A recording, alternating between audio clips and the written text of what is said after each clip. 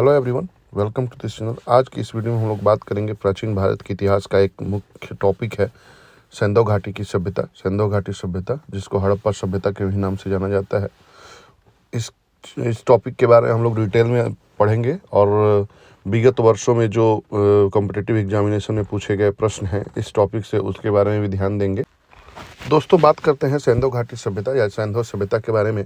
सिंधु सभ्यता को मुख्य रूप से 3 नामों से भी जाना जाता है। 3 नाम प्रयोग हुए हैं इसके लिए: सिंधु सभ्यता, सिंधु घाटी की सभ्यता और हड़प्पा सभ्यता।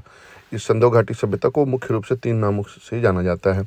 तो बात करेंगे कि इस सभ्यता को, इस कल्चर को सिंधु घाटी की ही सभ्यता क्यों कही गई।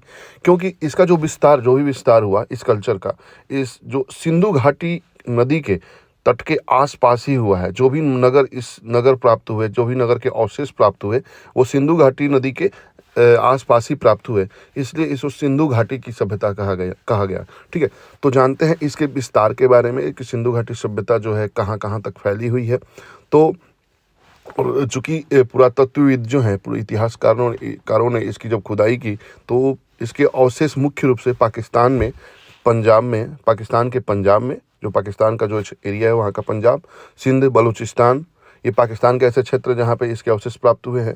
वैसे ही भारत में पंजाब में, गुजरात में, राजस्थान, हरियाणा, पश्चिमी उत्तर प्रदेश और जम्मू कश्मीर और जो दक्षिण का क्षेत्र पश्चिम महाराष्ट्र है, वहाँ पे इसके अवशेष प्राप्त किए गए हैं। ठीक है,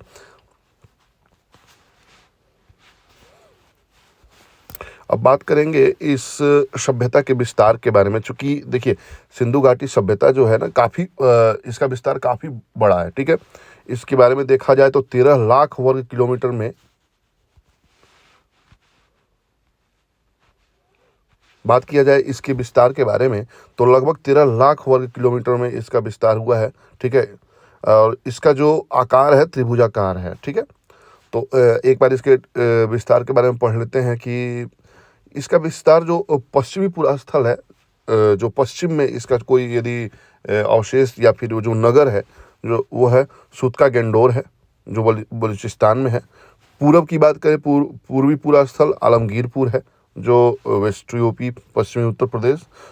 और उत्तर के पूरा स्थल के बारे में बात करें तो मांडा, जम्मू कश्मीर में।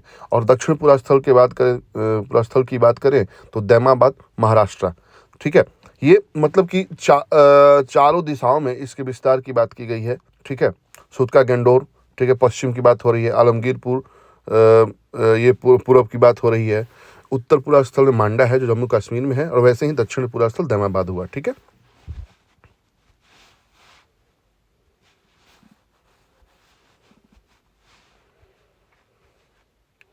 दोस्तों, बात करें कि जो इसका सिंधु घाटी सभ्यता का जो तिथि निर्धारित की गई है, हर एक जो इतिहासकार थे, हर एक जो पुरातत्वविद थे, उन्होंने अपना अपना मत दिया अपना। तो बात करें कि बहुत सारे विद्वान थे। जॉन मार्शल जो उन्होंने बताया कि 3250 ईसा पूर्व से 2750 ईसा पूर्व के बीच में इस कल्चर का की जो तिथि थी, इस सभ्यता की जो तिथि उन्होंने निर्धारित की। वैसे ही अर्नेस्ट मैके हैं, उन्होंने 2800 ईसा पूर्व से 2500 ईसा पूर्व की बात की। ठीक है, माधव स्वरूप वत्स भी हैं, जिन्होंने 3500 वर्ष ईसा पूर्व से 2500 ईसा पूर्व की तिथि निर्धारित की। उन्होंने सिंधु घाटी सभ्यता की तिथि।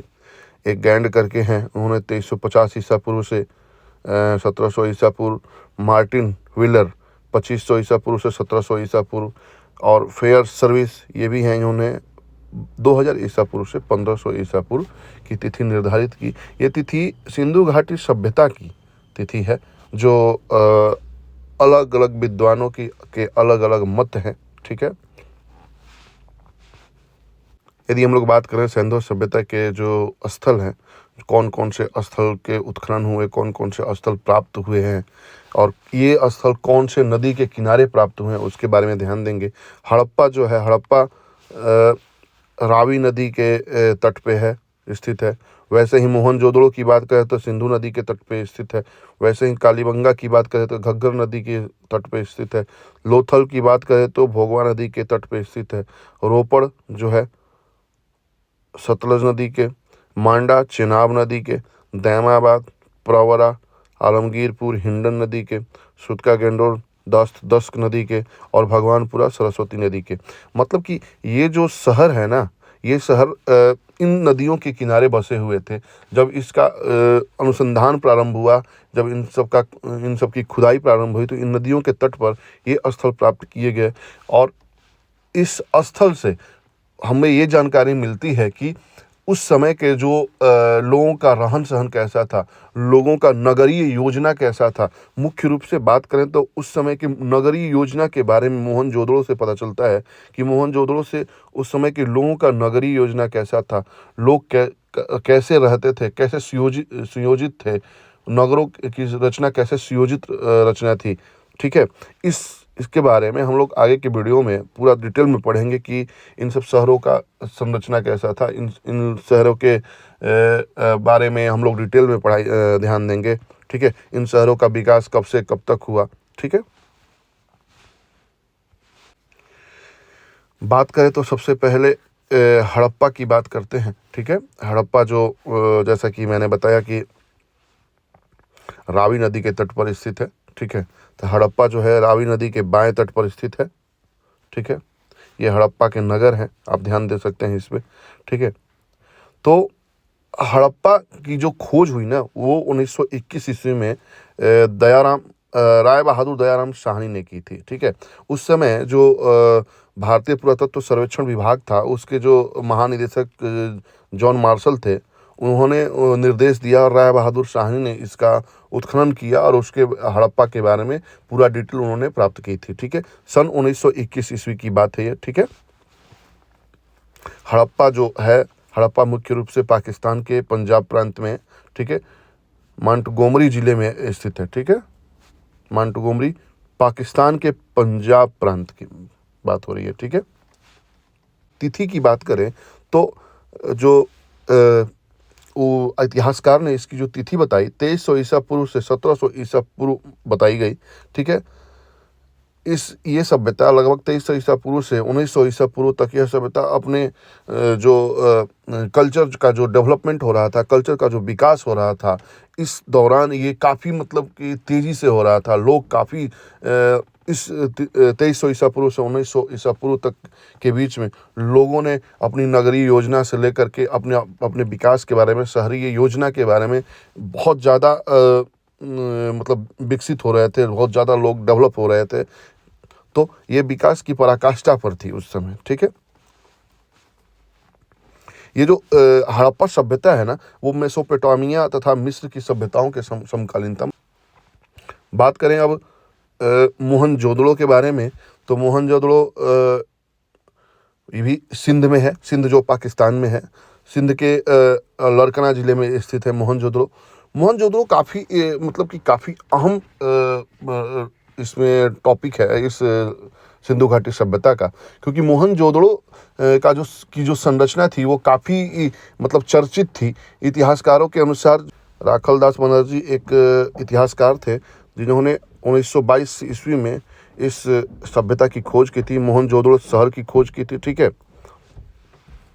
बात करें हड़प्पा और मोहनजोदड़ो को, यदि पिग्गट महादेव एक इतिहासकार हैं, हड़प्पा और मोहनजोदड़ो को विस्तृत साम्राज्य की एक जुड़ी हुई राजधानी इन्होंने कहा था। हड़प्पा और मोहनजोदड़ो के बारे में उन्होंने एक बयान दिया था कि ये विस्तृत साम्राज्य की जुड़वा राजधानी थी ये।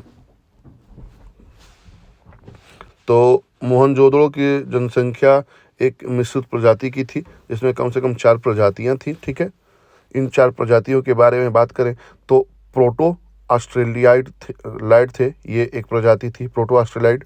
दूसरा भूमध्य सागरीय थे, तीसरा अल्पाइन और चौथा मंगोलाइड था। ठीक है, ये 4 प्रजातियां थी मोहनजोदड़ो में जो मुख्य रूप से निवास करती थी। मोहनजोदड़ो के निवासी अधिकतर भूमध्य सागरीय थे। ठीक है, अब बात करें कि एक क्वेश्चन आता है कि मृतकों का टीला किसे कहा जाता है। तो सिंधी भाषा में मोहनजोदड़ो का अर्थ ही होता है, मोहनजोदड़ो का जो शाब्दिक अर्थ की बात करें तो मोहनजोदड़ो का शाब्दिक अर्थ होता है मृतकों का टीला। तो ये क्वेश्चन पूछा गया है कि मृतकों का टीला किसे कहा जाता है। ठीक है, तो आप ध्यान देंगे इसको मोहनजोदड़ो को कहा गया है। ठीक है,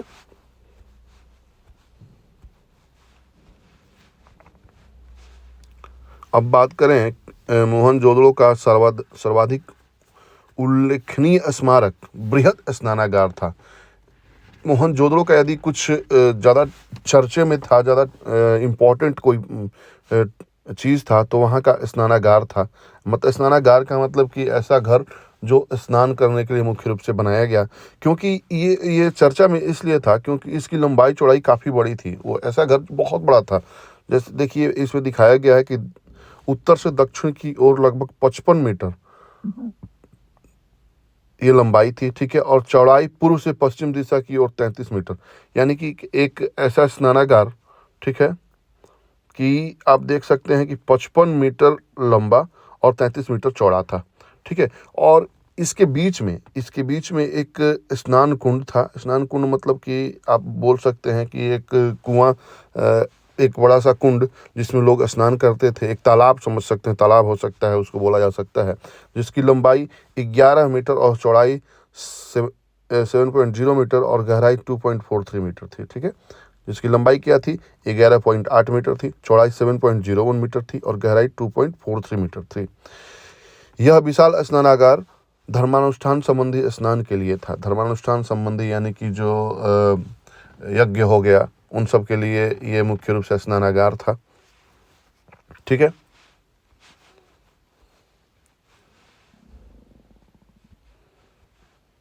इस स्नानागार को या फिर इस कुंड को मार्शल ने तत्कालीन विश्व का आश्चर्यजनक निर्माण कहा था, क्योंकि आश्चर्यजनक निर्माण है भी। इतना बड़ा स्नानागार है, उसमें एक स्नान कुंड बनाया गया है, ठीक है।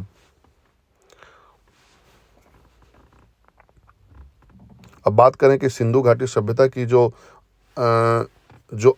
मुहरें थीं, सर्वाधिक जो मोहनजोदड़ो से ही प्राप्त हुई हैं। सिंधु घाटी सभ्यता में जितनी मोहरों की बात की गई हैं, जितने भी वो सारे मोहनजोदड़ो से प्राप्त किए गए। मोहनजोदड़ो की एक अन्य इमारत विशाल अन्नागार था, मतलब कि ऐसा घर जिसमें अन्न का संचय किया जाता होगा, ठीक है। वो भी काफ़ी चर्चा में रहा, क्योंकि उसकी जो लंबाई थी 45.72 मीटर की लंबाई थी, यानी कि बहुत बड़ा लंबा हो गया वो। और तथा 22.86 मीटर वो चौड़ा था, यानी कि ये भी काफ़ी चर्चे में था, क्योंकि अन्नागार जो हो गया ना, अन्नागार का मतलब कि होता है ऐसा घर जहाँ पे अन्न रखा जाता है, ठीक है। अब बात करें कि एक और चीज़, बृहद स्नानागार के उत्तर पूर्व में 70.1 से गुणे 23.77 मीटर के आकार का एक विशाल भवन के अवशेष प्राप्त हुए हैं। जो स्नानागार की हम लोग बात कर रहे थे, उसके उत्तर पूर्व की बात करें तो वहाँ पे एक विशाल भवन के अवशेष मिले हैं। जो बताया जाता है इतिहासकारों के द्वारा, यहाँ पे पुरोहित निवास करते थे, और पुरोहितों का विद्यालय यहाँ पे स्थित रहता होगा। अब मोहनजोदड़ो के बारे में कुछ और बात करते हैं जो काफ़ी इम्पोर्टेंट है, परीक्षा की दृष्टि से काफ़ी इम्पोर्टेंट है। मोहनजोदड़ो की प्रमुख विशेषता उसकी सड़कें थीं, ठीक है। जो मोहनजोदड़ो की सड़कें ये काफ़ी चर्चे में रहती हैं, क्योंकि इसकी जो मुख्य सड़क थी 9.15 मीटर चौड़ी थी, ठीक है, जिसे राजपथ कहा जाता था, ठीक है। बात करें, सड़कें सीधी दिशा में एक दूसरे को समकोण पर काटती थीं और नगरों को वर्गाकार तथा चतुर्भुजाकार खंडों में विभाजित करती थी। मतलब कि आप देख सकते हैं, जैसे कि यही बात की हमने कि 9.15 का एक राजपथ था, ठीक है, और जो और रोड थे ना, इस एक दूसरे को समकोण पे काटते थे। समकोण जैसे हो गया है, ये भी देखिए समकोण हो गया, ये सड़क थे मोहनजोदड़ो के अवशेष जो प्राप्त हुए हैं। और जब ऐसे ये समकोण में काटती है तो यहाँ पे नगर थे, ऐसे नगरों की संरचना थी। तो ये समझ में आता है कि नगर जो थे ना, या तो वर्गाकार थे या तो चतुर्भुजाकार थे, ठीक है। वो एक दूसरे सड़कों को के एक दूसरे को समकोण पर काटने को ऑक्सफोर्ड सर्कस नाम दिया जाता है। ऑक्सफोर्ड सर्कस किस चीज़ को नाम दिया गया? जो सड़कें मोहनजोदड़ो की जो थी, वो एक दूसरे को समकोण पे काटती थी, इसलिए उसको ऑक्सफोर्ड सर्कस के नाम से जाना जाता है। मोहनजोदड़ो के पश्चिमी भाग में स्थित दुर्ग टीले को स्तूप टीला भी कहा जाता था, ठीक है। मोहनजोदड़ो से प्राप्त अन्य अवशेषों में, और अन्य अवशेष क्या क्या प्राप्त हुए हैं? कांसे की बनी नृत्य नारी की मूर्ति, ठीक है, पुजारी योगी की मूर्ति, मुद्रा पर अंकित पशुपति नाथ शिव की मूर्ति भी थी, ये अवशेष प्राप्त हुए। कुम्हारों के 6 भट्टे प्राप्त हुए, सूती कपड़ा प्राप्त हुआ, हाथी का कपाल खंड प्राप्त हुआ। कपाल खंड मतलब हाथी का जो मस्तक होता है, कपाल मतलब शीश होता है, वो खंड प्राप्त हुए। गले हुए तांबे के ढेर प्राप्त हुए। सीप की बुनी हुई पटरियाँ प्राप्त हुई। अंतिम स्तर पर बिखरे हुए एवं कुएं से प्राप्त नर कंकाल भी प्राप्त हुए थे। मोहनजोदड़ो से प्राप्त ये अवशेषों की बात हो रही है। घोड़े के दांत एवं गीली मिट्टी पर कपड़े के साक्ष्य मिले प्राप्त हुए हैं। ठीक है, ये मोहनजोदड़ो के से प्राप्त अनेक अवशेष हैं जिसके बारे में हम लोगों ने बात की। अब बात करें इसी क्रम में एक और जो सिंधु घाटी सभ्यता का जो स्थल है, चन्हुदड़ो की बात करते हैं। चन्हुदड़ो की खोज 1931 ईस्वी में की गई थी। यहाँ एक इतिहासकार थे एनजी मजूमदार, जिन्होंने इस स्थल की खोज की। मोहनजोदड़ो जो था, मोहनजोदड़ो से 130 किलोमीटर दक्षिण पूर्व में स्थित है। मोहनजोदड़ो के ही पास है, 130 किलोमीटर दक्षिण पूर्व में स्थित है। इसका उत्खनन किन्होंने किया था? मैकेज ने किया था। इस देखिए एनजी मजूमदार जो थे ना, उसकी खोज उन्होंने की थी चन्हुदड़ो की। ठीक है, लेकिन इसका जो उत्खनन पूर्ण रूप से किया, उसके बारे में जो जानकारी प्राप्त की, मैके ने 1935 से 36 ईस्वी में की थी। ठीक है, चन्हुदड़ो जो है सेंदो संस्कृति के अतिरिक्त प्राक हड़प्पा संस्कृति, जिसे झुकर और झंकार संस्कृति कहते हैं, के अवशेष मिले हैं। प्राक हड़प्पा संस्कृति मतलब कि हड़प्पा संस्कृति से पहले की संस्कृति के जो अवशेष है ना, चन्हुदड़ो से प्राप्त हुए हैं। ठीक है, बात करें मैके को, यहाँ से मनका बनाने का कारखाना प्राप्त हुआ है। ठीक है, मनका तथा भट्टी भी यहाँ से प्राप्त हुई है चन्हुदड़ो से। ठीक है, तो चन्हुदड़ो एकमात्र पुरास्थल है जहाँ पे वक्राकार ईंटें मिली हैं। वक्राकार, वहाँ उसकी वो जो ईंटें कोई संयोजित नहीं है, या तो आयताकार नहीं है, वृत्ताकार नहीं है, वो वक्राकार है, मतलब टेढ़ा मेढ़ा ईंट है। वहाँ से टेढ़े मेढ़े ईंट के साक्ष्य प्राप्त हुए हैं। तो वक्राकार ईंटों का साक्ष्य कहाँ से प्राप्त हुआ है? चन्हुदड़ो से प्राप्त हुआ है। इसी क्रम में एक और पुरास्थल की बात करें तो लोथल है। लोथल के बारे में जिन्होंने खोज प्राप्त की, जिन्होंने उसके स्थल के बारे में जानकारी प्राप्त की, तो SR राव थे, जो गुजरात के अहमदाबाद ज़िले में भोगवा नदी के तट पर इसकी खोज की थी। लोथल की भोगवा नदी के तट पर। ठीक है, यह स्थल पश्चिम एशिया व्यापार के लिए प्रमुख बंदरगाह था। ठीक है, अन्य भौतिक वस्तुओं तथा नगर योजना के आधार पर लोथल एक लघु हड़प्पा एवं लघु मोहनजोदड़ो जैसा नगर प्रतीत होता था। लघु हड़प्पा मतलब कि जो लोथल का जो संरचना की बात करें ना, तो वो मतलब कि उसका जो संरचना या तो थोड़ा हड़प्पा या फिर थोड़ा मोहनजोदड़ो जैसा ही था।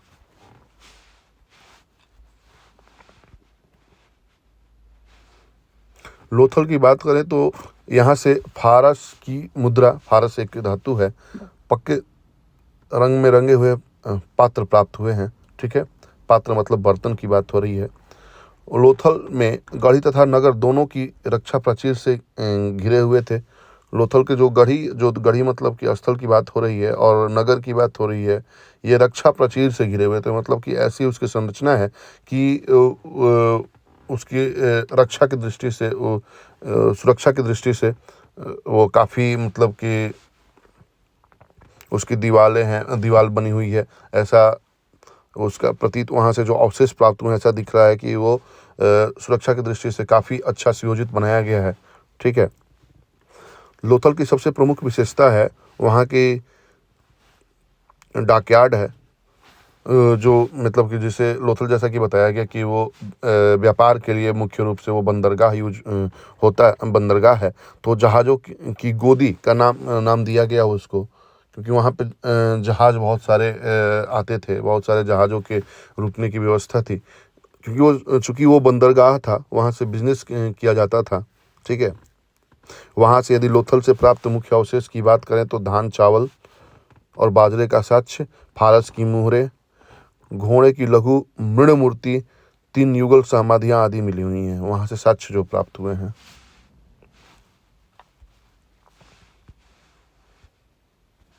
इसी दौरान एक और पूरा स्थल जो सैंधव सभ्यता का स्थल है, उसमें बात करें तो कालीबंगा है।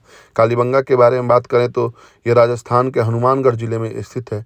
इस स्थल की खोज जो है अमलानंद घोष ने की थी। अमलानंद घोष, ठीक है, वर्ष 1961 में बीबी लाल एवं बीके थापर ने इसका उत्खनन प्रारंभ किया था। उत्खनन और खोज, इसमें ध्यान देने वाली बात है, अमलानंद जी ने इसकी खोज की थी, लेकिन जो इसका उत्खनन किया गया, ये दो लोगों के द्वारा, बीबी लाल और बीके थापर के द्वारा इसका उत्खनन प्रारंभ किया गया। कब प्रारंभ किया गया? 1961 ईस्वी में किया गया था। ठीक है। मोहनजोदड़ो एवं हड़प्पा के समान यहाँ से 2 टीले मिले हुए हैं, जो पूर्वी और पश्चिमी टीला है। ठीक है। मोहनजोदड़ो में जैसे टीला मिला था, वैसे ही यहाँ पे भी कालीबंगा में भी टीला प्राप्त हुआ है, जो पूर्वी और पश्चिमी टीला है। अलग अलग सुरक्षा प्राचीर से घिरा हुआ है। जो ये टीले थे, अलग अलग सुरक्षा प्राचीर से घिरा हुआ था। ठीक है। अब बात करें कि मोहनजोदड़ो के जो भवन थे ना, वो पक्की ईंटों के बने हुए थे, जबकि कालीबंगा का भवन कच्ची ईंटों का था। ये ध्यान देने वाली बात है। कालीबंगा का जो भवन था, कच्ची ईंटों से बना हुआ था। पक्की ईंटों का प्रयोग केवल नलियों, कुओं और स्नानागार बनाने के लिए किया गया था। कालीबंगा जो है, वहाँ पे जो भवन जो थे, भवन का निर्माण तो कच्ची मिट्टी से किया गया था, कच्ची मिट्टी के ईंटों से किया गया था। लेकिन यदि पक्की मिट्टी का भी इस्तेमाल हुआ है, लेकिन जो नालियाँ थी वो पक्की मिट्टी के ईंटों के थे। ठीक है। वहाँ पे जो बने हुए कुएं थे वो पक्की ईंटों के थे, और वहाँ पे स्नानागार जो बना हुआ था वो पक्की ईंटों के बना हुआ था। ठीक है। अभी हम लोगों ने बात की 2 टीलों के बारे में, पूर्व और पश्चिम के टीला। पूर्व का जो टीला था वो काफ़ी बड़ा था, जबकि पश्चिम का टीला थोड़ा छोटा होता। ठीक है। पश्चिम टीले को कालीबंगा प्रथम नाम दिया गया है। कालीबंगा प्रथम किसे दिया गया है? पश्चिम का टीला था उसको।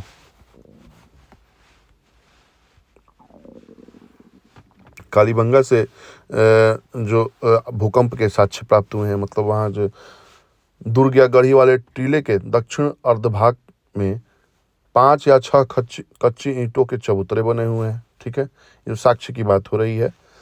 ठीक है। एक चबूतरे पर अग्निकुंड, कुआं तथा पक्की ईंटों का बना एक आयताकार गर्त था, जिसमें पशुओं की हड्डियां थीं। ठीक है। दूसरे चबूतरे पर 7 अग्निकुंड या वेदिकाएं एक पंक्ति में बनी हुई थी। दूसरे चबूतरे की बात की जाए तो 7 अग्निकुंड या वेदिकाएं, उसको भी बोला जाता है, प्राप्त हुआ है। यहाँ से सेलखड़ी तथा मिट्टी की मुहरें एवं मृदभांड के टुकड़े मिले हुए हैं। जो दूसरे चबूतरे की बात हो रही है उससे बता रहे हैं। ठीक है। यहाँ से जुते हुए खेत का साक्ष्य मिला है, जिसकी जुताई आड़ी तिरछी की गई थी। इसी क्रम के दौरान यदि बात करें एक और पुरा स्थल की, तो धौलावीरा था। धौलावीरा गुजरात के कच्छ के रण में अवस्थित है। धौलावीरा। ठीक है। सर्वप्रथम जेपी जोशी ने 1967-68 में इसकी खोज की थी, जेपी जोशी ने, और 1990-91 के दौरान RS बिष्ट द्वारा इसका उत्खनन कार्य प्रारंभ किया गया था। ठीक है। यहाँ से 10 चिन्हों वाला हड़प्पा लिपि के बड़े आकार का एक शिलालेख मिला है, 10 चिन्हों वाला। ठीक है। यह नगर आयताकार था, जो धौलावीरा की बात हो रही है। इस नगर को 3 भागों, किला, मध्य नगर तथा निचला नगर में विभाजित किया जाता था। जो धौलावीरा था, इसको मुख्य रूप से 3 भागों में, किला, मध्य नगर, निचला नगर के में विभाजित किया गया है। ठीक है। यहाँ से एक विशाल जलाशय मिला है। ठीक है। यहाँ के निवासी एक उन्नत जल प्रबंधन व्यवस्था से परिचित थे। ठीक है। उन्नत जल प्रबंधन व्यवस्था से कहाँ के निवासी परिचित थे? वो धौलावीरा के। मतलब कि वो जल संचय करना जानते थे, जल को कैसे संचय करना है उसका साक्ष्य प्राप्त हुआ है। ठीक है।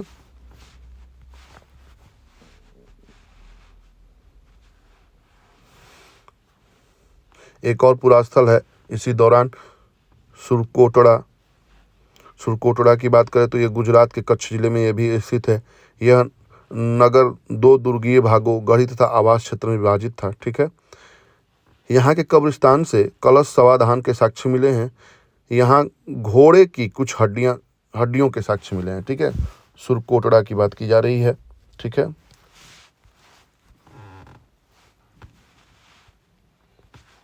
इसी सिंधु घाटी सभ्यता का एक और पूरा स्थल है दैमाबाद, जिसकी हमने बात की थी। दैमाबाद क्या है कि वो दक्षिण छोर की बात हो रही है दैमाबाद की। दैमाबाद अहमदनगर जिले में महाराष्ट्र के प्रवरा नदी के बाएं किनारे पर स्थित है। ठीक है। प्रवरा नदी के बाएं किनारे पर स्थित एक पूरा स्थल है, जिसको दैमाबाद कहा गया है। यह सिंधु सभ्यता का सबसे दक्षिणी स्थल है। यहाँ से रथ चलाते हुए मनुष्य, सांड, गैंडे की आकृतियां प्राप्त हुई हैं। ठीक है, यहाँ के साक्ष्य की बात की जा रही है। यहाँ से कुछ मृदभांड, सैंधव लिपि की एक मुहर, तस्तरी, प्याले आदि के साक्ष्य प्राप्त हुए हैं। ठीक है, दैमाबाद की बात की जा रही है। अब बात करते हैं राखी गढ़ी। राखी गढ़ी एक जो स्थल है जो हरियाणा के हिसार जिले में घग्गर नदी के किनारे पर स्थित है, राखी गढ़ी। ठीक है, इस स्थल की खोज वर्ष 1969 में सूरजभान ने की थी। ठीक है, यह नवीनतम शोधों के अनुसार सबसे बड़ा सैंधव स्थल है। राखी गढ़ी की बात करें तो सिंधु घाटी सभ्यता का सबसे बड़ा कोई स्थल है तो राखी गढ़ी है।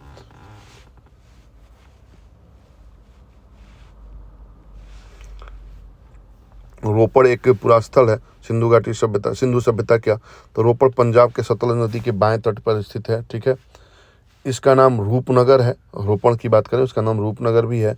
वर्ष 1950 में इसकी खोज बीबी लाल ने तथा वर्ष 1953 से 55 में यज्ञदत्त शर्मा ने इसकी खुदाई करवाई थी। ठीक है, यहाँ से चर्ट के बटखरे, मृदभांड, सेलखड़ी की मुहर, तांबे के बाणाग्र, एक छुरा तथा कुल्हाड़ी आदि प्राप्त हुए हैं। यहाँ से जो रोपड़ से साक्ष्य जो या फिर रोपड़ से जो अवशेष प्राप्त हुए हैं उसकी बात हम लोग कर रहे हैं। ठीक है, यहाँ से मनुष्य के साथ पालतू कुत्ता दफनाए जाने का भी साक्ष्य मिला है। मनुष्य के साथ पालतू कुत्ता दफनाए जाने का साक्ष्य कौन से स्थल से मिला है, तो वो रोपड़ है। ठीक है, इसी क्रम में एक और पूरा स्थल की बात करें, आलमगीरपुर है। आलमगीरपुर उत्तर प्रदेश के मेरठ जिले में हिंडन नदी के किनारे पर स्थित है। ठीक है, यहाँ से खुदाई में मृदभांड एवं मनके मिले हैं। ठीक है, कुछ बर्तनों पर त्रिभुज, मोर, गिलहरी आदि के चित्रकारी भी की गई है। इसके भी साक्ष्य प्राप्त हुए हैं आलमगीरपुर से।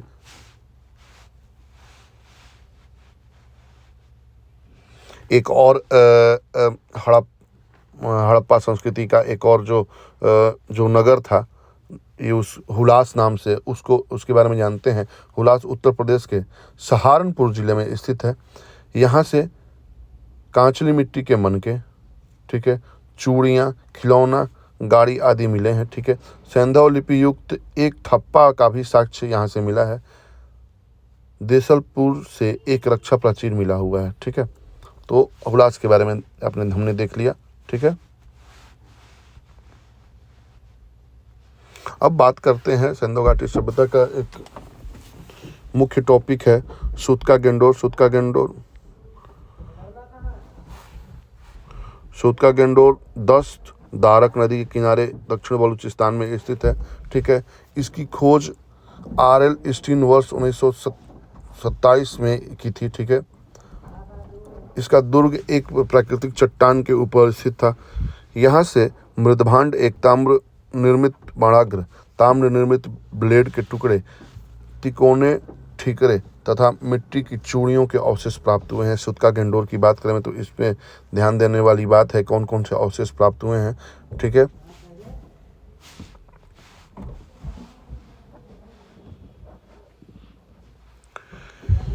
अब बात करें एक और पुरा स्थल के बारे में, बालाकोट के बारे में। तो बालाकोट बलूचिस्तान के दक्षिण तटवर्ती पर स्थित एक बंदरगाह के रूप में था बालाकोट। ठीक है, बंदरगाह यानी कि इसका मतलब ये समझ में आता है कि ये औद्योगिक क्षेत्र था। यहाँ से जो वस्तुओं का आदान प्रदान या फिर लेन देन या फिर ये बोल सकते हैं कि व्यापारिक यूज के लिए वहाँ पे जो बंदरगाह था वो बालाकोट था। यहाँ से हड़प्पा पूर्व एवं हड़प्पाकालीन अवशेष प्राप्त हुए हैं। जो बालाकोट की बात करें तो इसकी सुयोजित नगर योजना थी। ठीक है, सुनो, भवनों के निर्माण में कच्ची ईंटों का, जबकि नलियों के निर्माण में पक्की ईंटों का प्रयोग किया जाता था। बालाकोट की बात कर रहे हैं हम लोग। ठीक है, यहाँ का सबसे समृद्ध उद्योग सीप उद्योग था। सीप उद्योग कहाँ का सबसे प्रसिद्ध था, तो बालाकोट का। यहाँ से हजारों की संख्या में सीप से बनी हुई चूड़ियों के टुकड़े मिले हुए हैं। ठीक है, सीप से बनी हुई चूड़ियों का जो साक्ष्य कहाँ से मिला हुआ है, तो वो है बालाकोट। ठीक है,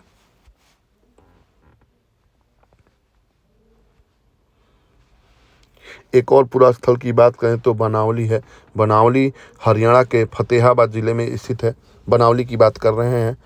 अब इसके बारे में जानते हैं कि बनावली जो था ना, आर.एस. बिष्ट द्वारा इस स्थल का उत्खनन कराया गया था 1974 से 1977 के बीच में। ठीक है, आर.एस. बिष्ट ने इसका उत्खनन कराया था। यहाँ से संस्कृत के 3 स्तर प्रकाश में आए थे, ठीक है। प्राक संध्या, विकसित संध्या एवं उत्तर संध्या। यहाँ से जो संस्कृति थी ना, यहाँ से इसके बारे में हम लोग को ये पता चला कि प्राक संध्या भी संस्कृति थी, विकसित संध्या भी संस्कृति थी तथा उत्तर संध्या भी संस्कृति थी। यहाँ की सड़कें नगर को तारांकित स्टार शेप्ड के भागों में विभाजित करती थी, ठीक है। यहाँ से मुहरे, बटखरे, लाजवर्द तथा कार्नेलियन के मन के हल्की आकृति के भारतीय इतिहास खिलौने, तांबे के वनाग्र आदि के साक्ष्य प्राप्त हुए हैं, ठीक है। सिंधु घाटी सभ्यता का एक और पूरा स्थल है जो काफ़ी इम्पोर्टेंट है, वो है मांडा। मांडा के बारे में बात करेंगे। मांडा जम्मू और कश्मीर के चेनाब, यदि ये उत्तरी स्थल जो था ना, जो उत्तरी स्थल बात करें तो ये मांडा था जो जम्मू कश्मीर में है, स्थित चेनाब नदी के दक्षिण किनारे पर स्थित है। वर्ष 1982 में इसका उत्खनन जेपी जोशी तथा मधुबाला द्वारा इसका कराया गया। सिंधु घाटी सभ्यता का एक स्थल है भगवानपुरा, उसके बारे में जानते हैं। भगवानपुरा हरियाणा के कुरुक्षेत्र जिले में सरस्वती नदी के दक्षिणी किनारे पर स्थित है। जेपी जोशी ने इसका उत्खनन कराया था। भगवानपुरा का उत्खनन किसी ने कराया तो जेपी जोशी ने। यहाँ प्राप्त प्रमुख अवशेष में से सफ़ेद, काले तथा आसमानी रंग के कांच की चूड़ियाँ, तांबे की चूड़ियाँ, कांच की मिट्टी के चित्रित मनके आदि प्राप्त हुए हैं। भगवानपुरा से जो अवशेष प्राप्त हुए हैं उसकी बात की जा रही है।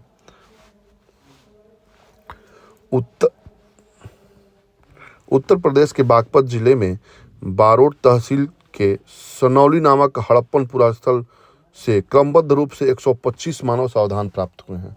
ये ध्यान देने वाली बात है, जिसको आप ये ध्यान देंगे कि बागपत जिले में एक है बारोट तहसील में सनौली नामक हड़प्पन पुरास्थल, सनौली नामक पूरा स्थल है, उसके बारे में बात की जा रही है, जहाँ से 125 मानव सावधान प्राप्त हुए हैं, जिसकी दिशा उत्तर से दक्षिण है। मिस्र की सभ्यता का विकास नील नदी के द्रोणी में हुआ है। ये कुछ इम्पॉर्टेंट टॉपिक्स हैं जिनको आपको ध्यान देना है।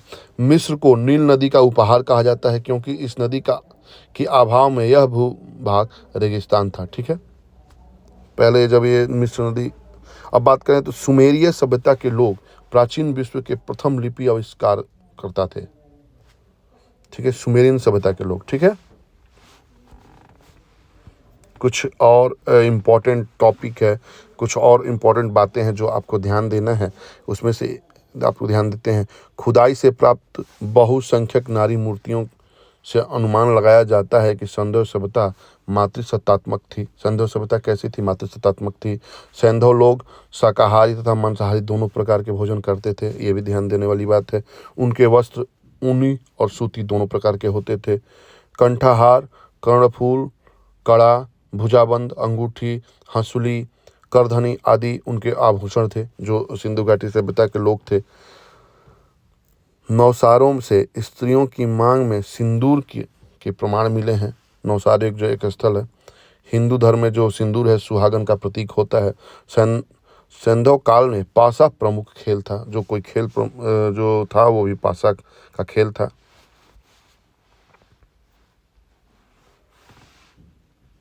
सिंधु घाटी सभ्यता के लोग जो थे, मुख्य उनका जो खाद्यान्न था गेहूं और जौ था, ठीक है। रंगपुर से धान की भूसी तथा लोथल से चावल के अवशेष मिले हैं, ठीक है। रंगपुर एक पूरा स्थल है जो सिंधु घाटी सभ्यता पूरा स्थल है। और वैसे ही लोथल के बारे में हमने बात की थी, वहाँ से चावल का अवशेष प्राप्त हुआ है। लोथल में वृत्ताकार चक्की के 2 पट मिले हुए हैं। वृत्ताकार चक्की के जो चक्की होता है, वृत्ताकार चक्की 2 पट मिले हुए हैं, ठीक है। सूती वस्त्रों के अवशेषों से यह निष्कर्ष निकाला जाता है कि यहाँ के निवासी कपास उगाना जानते थे, ठीक है। सर्वप्रथम सिंधु निवासियों ने कपास की खेती प्रारंभ किया था, ठीक है। भारत से कपास यूनान गई, ठीक है, जिसे यूनानी हिंडन के नाम से पुकारते थे लोग। भारत से ही कपास गया था यूनान में।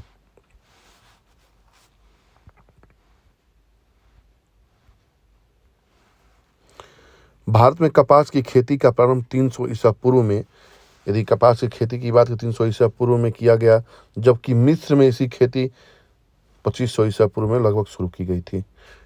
ठीक है। हड़प्पा, मोहनजोदड़ो, कालीबंगा, सुरकोटड़ा के स्थलों में कुबड़दार ऊंट की जीवाश्म मिले हैं। ठीक है। सुरकोटड़ा, लोथल, कालीबंगा से घोड़े की मृण मूर्तियां, हड्डियां, जबड़े आदि के अवशेष प्राप्त हुए हैं। ठीक है। सिंधु सभ्यता का प्रमुख उद्योग वस्त्र उद्योग था, क्योंकि उस समय कपास का इन्होंने ये खेती करना जानते थे। ठीक है। मोहनजोदड़ो से तांबे के 2 उपकरणों के से लिपटा हुआ सूती धागा एवं कपड़ा प्राप्त हुआ है। ठीक है। बालाकोट सीप उद्योग के लिए प्रसिद्ध था। बालाकोट सीप उद्योग के लिए इसलिए प्रसिद्ध था क्योंकि बालाकोट गुजरात में स्थित है, और वहाँ पे जो व्यवसायी थे, जो वहाँ पे व्यापारी थे, वहाँ बालाकोट को बंदरगाह के रूप में यूज करते इसलिए।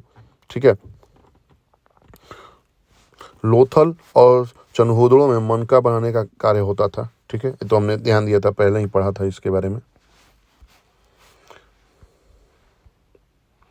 अब बात करें क्रय विक्रय के बारे में, तो क्रय विक्रय में उस समय मुद्रा कोई थी नहीं, तो वस्तु विनिमय का संचलन था।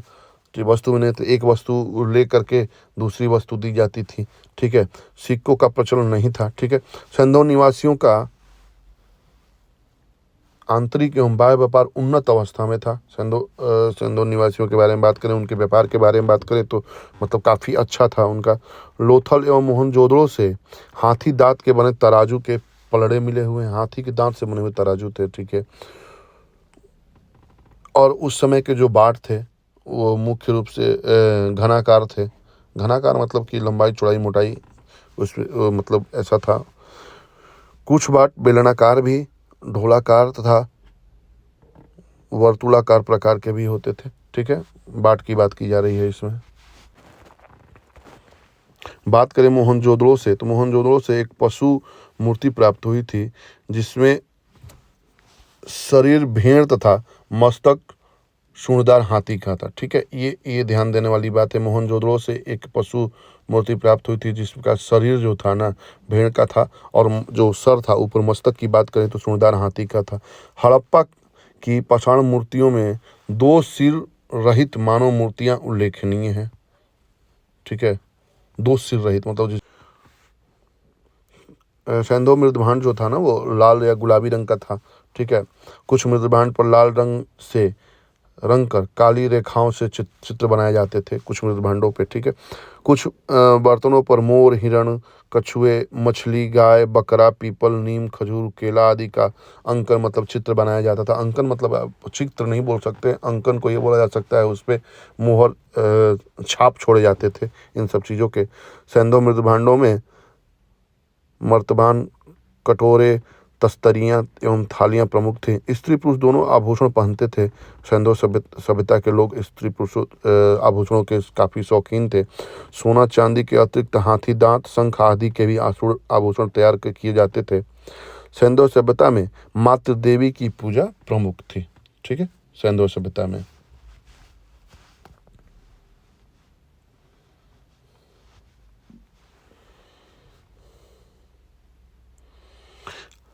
हड़प्पा से प्राप्त एक स्त्री की मूर्ति वो काफ़ी चर्चित थी, क्योंकि उसके गर्भ से एक पौधा निकला हुआ एक पौधा दिखाई देता है, जो संभवतः धरती की मूर्ति थी, जिसे लोग उर्वरता की देवी समझते थे। ठीक है। और उसकी पूजा करते थे। ठीक है। मातृ देवी एवं शिव की पूजा के अतिरिक्त सैंधव निवासी पशुओं, पक्षियों, वृक्षों आदि की भी उपासना करते थे। ठीक है। लोथल, कालीबंगा एवं बनावली के पुरास्थलों से अग्निकुंड अथवा यज्ञ वेदिकाओं के भी साक्ष्य मिले हुए हैं। ठीक है। उत्तर दक्षिण दिशा में 100 दफनाने की प्रथा प्रचलित थी, किंतु इसकी अपवाद भी मिले रहते हैं। ठीक है। कालीबंगा में 100 दक्षिण से उत्तर, रोपड़ में पश्चिम पूर्व तथा लोथल में पूर्व पश्चिम दिशा में जो 100 दफनाए जाते थे, ऐसे उनके साक्ष्य प्राप्त हुए हैं। ठीक है।